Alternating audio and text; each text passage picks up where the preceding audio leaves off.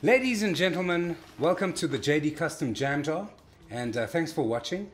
So today I've got Deno, the incredible Deno Potgieter, in the workshop, and this is the ChitChat branch of our Jam Jar series, and this is actually all about you, Deno. So welcome. Thank you. And thank you so much for coming. It's an honor to have you here. Something's all about me. Yeah. Cool. So tell me, what are you about and who are you, Deno? I label myself as a man of many traits, but not all of them done equally brilliantly or good for that matter. But I do love music. I love anything involved with music. I do music as a career. It's something I've been doing from a young age. And there's just nothing better for me. Like I say, if I was good at anything else, I would have done it. So that's pretty much who I am. I'm just a musician, a lover of music. And I've turned my craft and talent and hard work and everything into a career that I'm taking my time with. Nice, Deno. And I mean, you're not just a fantastic guitarist, you're actually a drummer. Yes. And you play many different types of instruments. So before we start chatting about your guitar career, give us a bit of a brush up on your roots with other instruments. Well, yeah. As a child, look at around 4 or 5, as an extremely young kid, I was forever banging on things and started making dents in the wall, started making dents in the pots, anything I could possibly find rhythmically to hit. I utilized until my parents thought, you know what, they were gutful and decided we're going to get him a cheap kit. They got me a cheap little kit, and within maybe 2 or 3 weeks of having that kit, I was already playing Rumours, the whole Fleetwood Mac album called Rumours. That was at about 6 or 7. From there, started getting a little bored of the drums, so I'd go and break things outside, and very hyperactive. Then a guitar came along from a distant uncle, and high tension. It was ridiculously strung guitar, almost impossible, like a lap steel, but figured my way around there, and then from there, learned my way to bass. Then, through everything, learned how to sing and all that kind of stuff. But drums is probably my first love in music. There was just something about it that drew me. I almost studied drums when I went to Copa. And I don't know, I just reared off and decided to be a vocalist and a guitarist. So Deno, I know that you're a busy guitarist, and I've had the pleasure to meet you through your Barnyard gig. Yeah. And well, talk to me about from the studies at Copa, moving into your busy career as a guitarist, playing almost every night of the week, and sticking to a pressurized program at the Barnyard. After school, I enjoyed my sport, and we were living on the south coast at the time, and when I matriculated, there was basically nothing left to do there. And the first thing that popped in was, carry on with music. Let's get a little bit of theory under my belt and a little bit of, session experience and all that kind of stuff. So I went to Copa and I did 4 years there as a dual major, did vocals and guitar. And then as soon as I almost graduated, I was shy of 4 years. I can't remember the reason why I left. I actually can't remember, but anyway. From there, I went into small bands. I started playing in small little cover bands and stuff like that, just getting a little local exposure and just getting a little bit of gig experience under my belt. And then not long after that, I was recruited to Barnyard, where I started, I think I did 9 shows with Barnyard over 4 years. Being swapped around as a guitarist and a singer and different styles all the time, constant rehearsal, and then the travel. I mean, they'd send us away for a good maybe 6 months out of the year, every year. And I had a great first 2, I'll be honest, the first 2 years of Barnyard, and a huge learning curve for me. Learning how to let go on stage, learning how to perfect certain styles. You're going to be demanded because you have to be in your top shape as a guitarist in theatre work. All the time. All the time, and that was from a Tuesday to a Sunday, and so I learned quite a bit performance-wise and endurance from Barnyard. That's it. I'm sure it must have made your chops super tight, Yeah.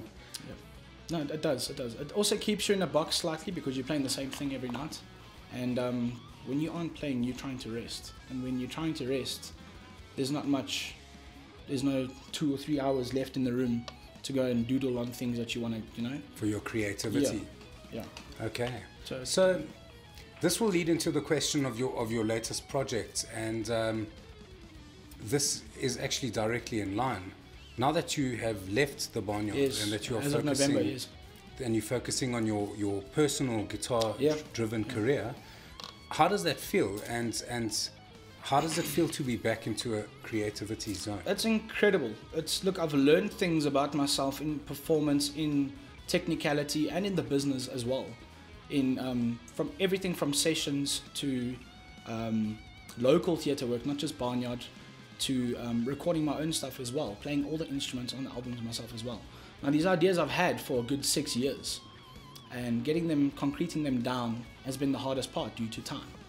So now I'm finally learning how to use production software, and I'm finally, my engineering, I'm starting to say, is getting good. It's getting good, yeah. And I'm finding that with the more stuff I'm listening to and the more stuff I'm running into rather than just the barnyard music, I'm becoming a lot more creative and a lot more, like I say, I spend time in the room jamming. I spend time in the room trying to perfect certain instruments, and the writing process is actually going really well. I'll launch next year. I'm not going to disclose anything just yet about what's in the album. It's blended from a lot of things that I love. And me gigging, doing the one-man band gigs and the sessions and theatre work is funding my studio time, which is something I would never have been able to do in barnyard. Exactly. So I think everyone that knows you closely and that knows your playing closely is anticipating your new projects. Yes, like I said, it's still very under the radar. Patience. Yeah, they're going to have patience. They've been asking, ever since before I joined Barnyard, they were all in anticipation of me joining Idols and coaching people to do Idols. And I just told them, listen, you don't want to be a musician and a politician. It's just two things that don't mesh well in this country because it breaks hearts. Tell me, Dean, the work on production on the PC and the recording work, is this something you started during Barnyard times or after? I dabbled with it within Copa still, because there were a lot of DJs and a lot of session guys that would come into the studio that Copa had on campus, and if they needed drums or vocals or guitar, they would pick certain people, just for free, whatever the case was, just to come and lay down some tracks. So I was slightly familiar with, Fruity Loops and Ableton and all that kind of stuff, doing a little bit of live lead work on house tracks, and I've worked with DJ Martini and Darasha, so I'm familiar with that whole Mikasa vibe, but all blues guitar kind of thing, and then layovers and slight recordings as well. But I'm still in that period right now where doing my own thing. I'm brand new to it, producing myself, having to engineer as well, and it's learning, but I have the time to do it, so I'm enjoying it. It's a whole other world. I'm enjoying it, and I've got all the time in the world. I'm not in any rush. The observation that I can take from this is that seeing you play with your skills with playing as a drummer, your voice, and now combined with this world of production, yes, I think you've got all the keys for That's success. What I want to, because only when you write a song, most people will write riffs, write lyrics. I think broader. Knowing how to play certain instruments allows you to think outside the box and think, drum grooves will be cool there, and I'll be able to play them. Bass lines, even slight keys. I'm not a fantastic pianist or keyboardist, but I can do some chops, and that's the thing about recording, is it's cut take, and it's all brand new to me. So the more time I take on it, the best albums in the world weren't written in 6 months. So, of course. And this will be a little heads out. I'll be sticking my head out in the industry, then going into the shadow a little bit. I want to be slightly anonymous when I break out, because I've been in the spotlight with Barnyard for a long time, and nothing came of it. So I'm going to handle me.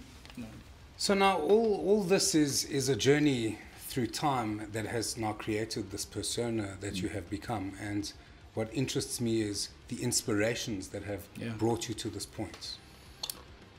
Inspiration, definitely. There's two factors to inspiration. That comes the patience, and that comes time when learning things from different musicians. So my earliest inspirations, from what I can think, I grew up on classic rock. That is my first love, practically. When it came to music, it was Fleetwood Mac, Zeppelin, Black Sabbath, Uriah Heep, Deep Purple, Rush. It was all the classics that we had. And not knowing how to play any of that took a lot of patience with each instrument. There's still many songs I can't perfect on either instrument, but I have a more or less an idea. And guitar and vocals was just the thing that stuck out for me out of all of them in learning them, and the process in learning them. I got the knack for it. I don't know, the muscle memory kicked off from a young age. And even now to this day, I've had to brush up on every other instrument because I've been doing guitar for so long, since 5. So it's amazing how the time you've spent with your guitar, the connection that you have and what you can portray through it is actually a direct link for me to understand you, for anyone who listens to you, to directly link into this world that you create through your instrument. And I think that is absolutely unbelievable. Thank you, man. Yeah, look, every guitarist should have their own voice. Voice as in what they hear from the guitar and what the guitar gives. Not necessarily their playing style or the way they look when they play. That's been replicated throughout the years since early guitarists.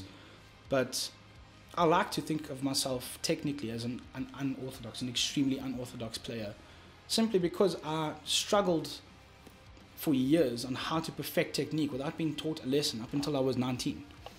So getting to know the guitar and learning each fret by fret, learning technical bits, learning I couldn't hold the guitar correctly when I was a little kid, so I would lie it down like a lap steel and tap. That's the way I learned to tap. I mean, I was tapping before I heard any Van Halen, before I heard any, anything hectic. So you're quite involved, through a massive production and now on your own in the industry. And this is my question to you, is what is your opinion on the South African music industry? What is your feeling about it in general? It's quite broad. It is very broad, but in a lot of ways it's also very narrow, where you're labelled down to a metal band. You're labelled down, like I said, bands are getting slots now, whether they're good or bad, which in an essence is a really good thing. But for older guys like, the Narrow and the Polytones, and for guys like me that played festivals as a youngster, had to work. It was like a joy when we got into those festivals, and it was like an accomplishment. And as far as speaking genre, things seem to be growing, but not in a certain direction. Not like a good metaphor would be a good vine.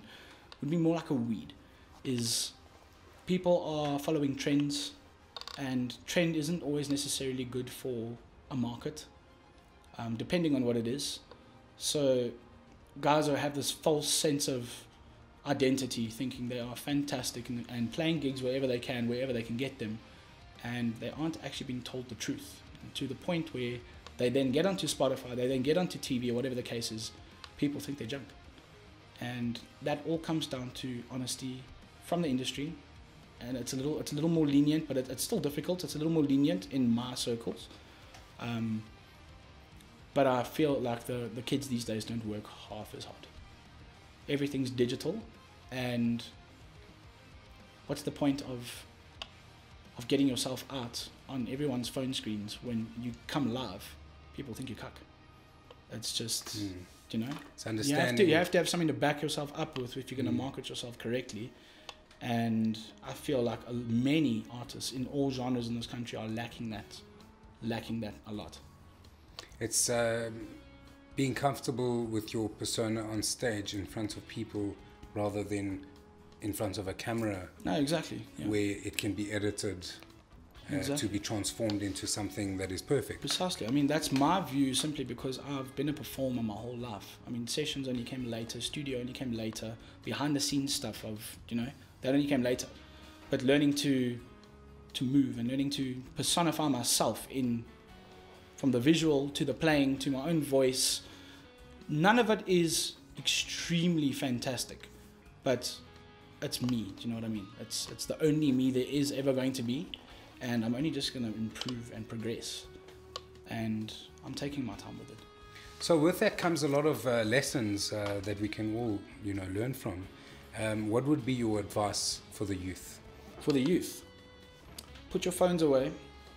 Spend 3 to 4 hours a day, at least 4 days a week in your room, working on your roots, because a lot of guys start playing what they can, what they hear, without learning any basic roots or where it came from. Like my roots was classic rock and blues, to then stemmed off through many other genres, and a lot of people lack that. They go straight into funk, they go straight into punk seems to be the most popular, and indie seems to be the easiest and the most popular.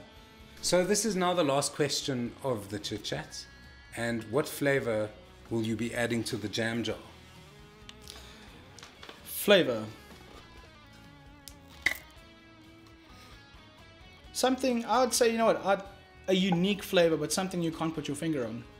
That for me is what it's, yeah, that for me makes sense. Something unique. If this is unique and it tastes anything like I'm explaining, then sweet. I hope it's not just ordinary strawberry jam, and that it's got a bit of unique taste to it. That's good.